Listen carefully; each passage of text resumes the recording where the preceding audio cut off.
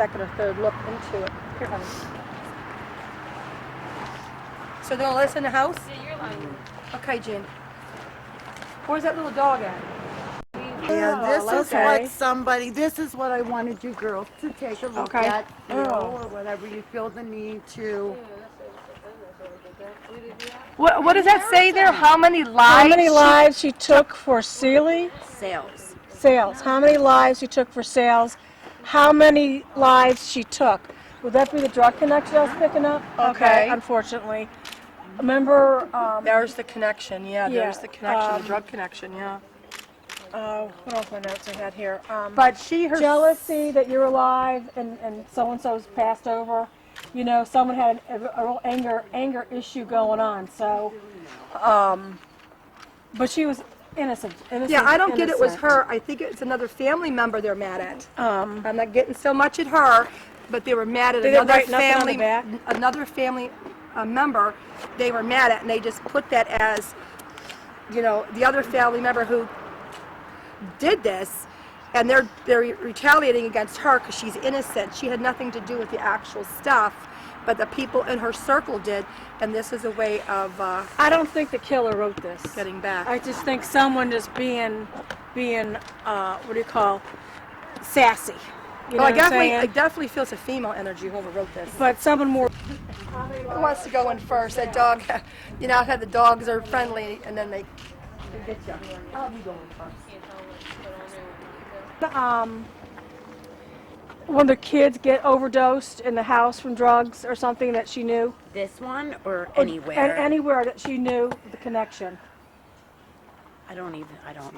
Okay, we'll put that in the back burner because it might be a collaboration of two people coming together. Let's get Samantha, understand? It may not only be one person, but I'm picking up motive or the anger or the intent, and I'm seeing a little kid, someone get into something or something happen like that.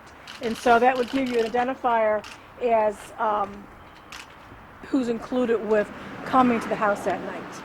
Is this your granddaughter?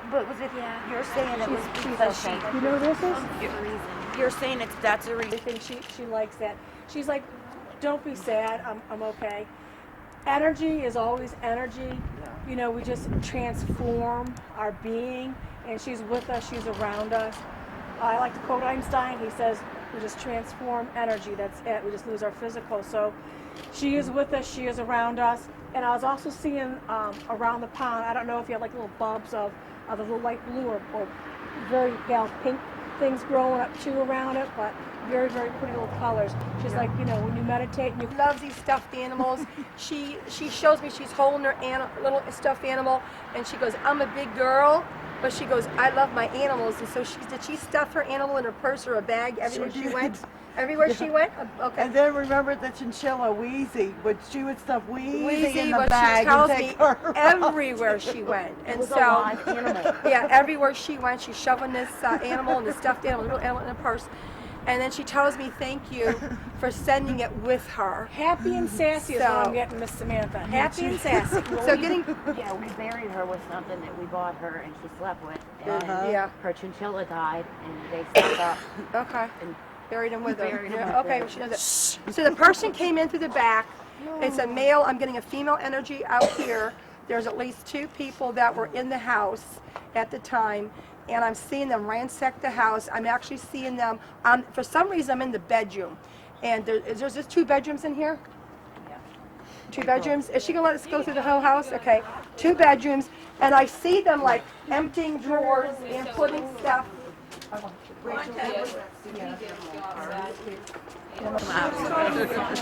Susie, Samantha just told me what she buried her with, and she acknowledged it. Little squirrel. Oh, the little squirrel. Well, I know. I seen this.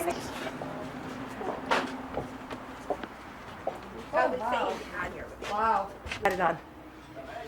a while, long time. 20 years ago. Okay, because I feel like they're showing me a switching of things. So this is considered the living room, correct? Val? Okay. Living room, dining room, because they're showing me that the person came in through this way, and this is considered the kitchen, and that's considered the front door. And if there was some sort of a struggle right in here, and there's a struggle like right in here. Was she like found? I don't know the refrigerator. Was she like found right in here someplace? She was found right. Right in here, between here, the struggle between the spots. Okay. Well, I was getting this energy right in here. Oh gosh, this guy's got some arms on him. You know what I mean? He's like a strong guy. So he definitely works in construction, or he works with lift and stuff. So, you know, and he, I'm kind of getting that he strong-armed her from real bad to the back. I hesitate because I didn't want to upset you. So, I don't give names. I will talk about it later on in private. Yes. We'll do a different profile, but we're giving enough that, you know, that they know we know, and that someone is going to give this person up, so to speak. Is it, and it's all on one floor, or is the bedroom upstairs? This is one floor. Okay.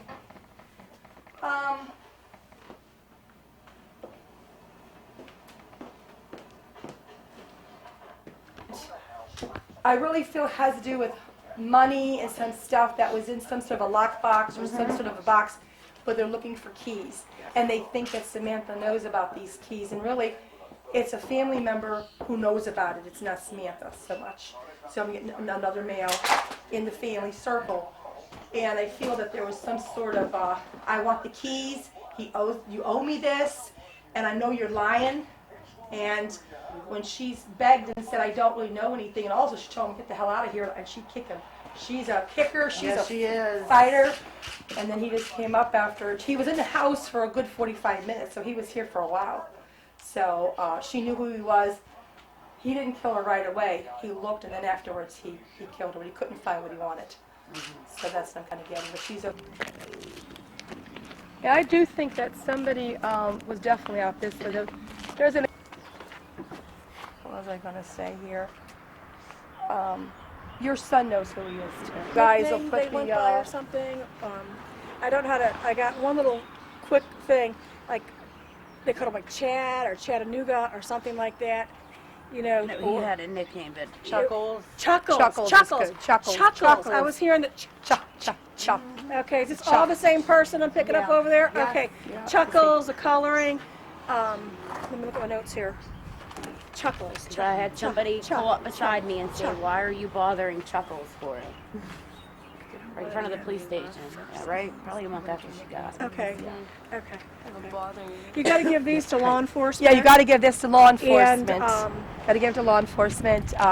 All we do is we are getting a vision or quick flash of who we think did it, getting some names, that, you know, but it's, you know, we'll talk about it later on in more detail, so that law enforcement actually puts the profile together and decide this is where we're going to spend our resources and it will at. be solved. And it will be solved. Do you know, give her time? I feel the door's opened now. It could be any time going forward now. I do see the closure aspect of it, and that's what I'm getting, a good 80%. Closure. She's showing me we're going to get the closure we need. So that tells me that you know, there must be some kind of DNA evidence or some kind of items or a actual witness that'll come forward and say, I was there that night. A little plea bargaining because of all the money and drug connections. Someone might be now in jail saying, listen, I don't want to do all this time. I know information. So it might come across like a plea bargain type of thing. Is what I'm getting. And they can always contact us if they don't want to go to the police. They can, you know, Google us, or they can contact us and give us any kind of names or more information. You know, they can feel free to, you know, to hit the website or to, you know, to email, and they can be anonymous. Just give us the name, give us a description of what you know. But we're getting several other identifiers and other images that we're going to share with you afterwards. Yeah. Excuse me. What is your website? SuzanneVincent.com, PsychicVincentSisters.com. That would be fine. But this will get solved, and the people who are accountable, it will be solved. I have images, I have more identifiers that I'm going to give to law enforcement, so they know how to do their job. We're just a tool to help with everything, and the cop needs to go knock on the door and make a couple arrests here, and I think that'll be happening. And I do still feel that she's got either hair strands or something that they have, or DNA that they can match with this person. Because she said, I got him, I scratched him, I pulled his hair, and she was a tiger. And she says there's something there. So hard she broke her fingers. She broke her fingers and broke her ankle. Okay, because she's telling me that she definitely left evidence behind, and law enforcement needs to pursue that for her and to bring justice for her, for Samantha. But she's telling me that I pulling and fighting like a tiger, and so, but she lets me know she is okay, and she's around us here.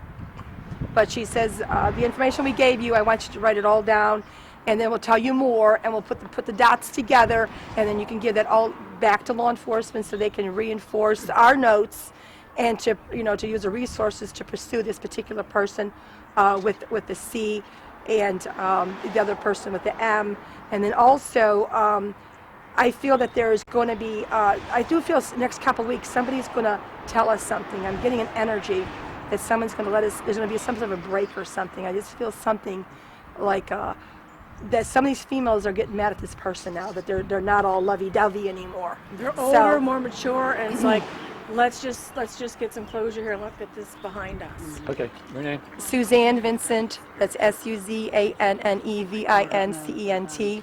Suzanne Vincent. This is my. I'm Jean McKenzie. This is my Vincent. sister. Same mom, same dad. And this is Jean McKenzie Vincent. JEAN McKenzie, MCKENZIE You Vincent. do a lot of this for police? Yes, we volunteer our They time. always contact us.